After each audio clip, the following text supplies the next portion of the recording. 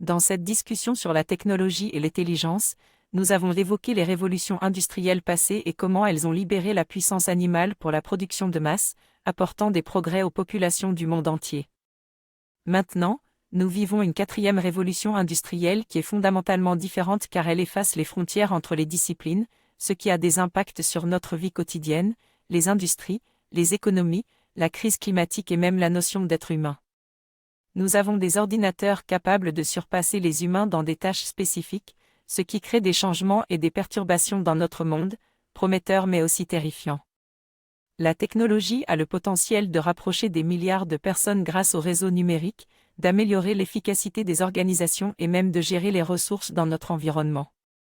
Mais si les organisations ne parviennent pas à s'adapter et que les gouvernements échouent à réglementer ces technologies, cela pourrait créer de nouvelles inégalités et fragmenter davantage la société.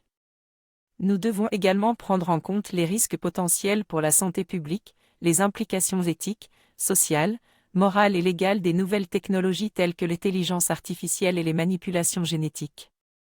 Toutefois, la technologie nous libère d'un immense fardeau que nous portions sur nos têtes, mais nous craignons ce bien-être à cause du genre de personnes qui vont la gérer. Si notre conscience humaine peut devenir la chose la plus importante dans ce monde, alors quelle sorte de choix et d'êtres humains allons-nous produire pour diriger ce monde? Nous ne devons pas craindre la technologie, mais plutôt la réguler avec des lois ou la considérer comme un facilitateur formidable qui peut créer un monde meilleur. Nous vivons une époque où aucune loi ne va fonctionner. La seule chose qui compte, c'est de savoir quel genre d'êtres humains nous sommes. Nous devons nous concentrer sur notre énergie et notre éducation, et tout doit être axé sur le type d'êtres humains que nous produisons. Cela doit devenir l'une des priorités de l'humanité, savoir quel genre d'êtres humains nous sommes.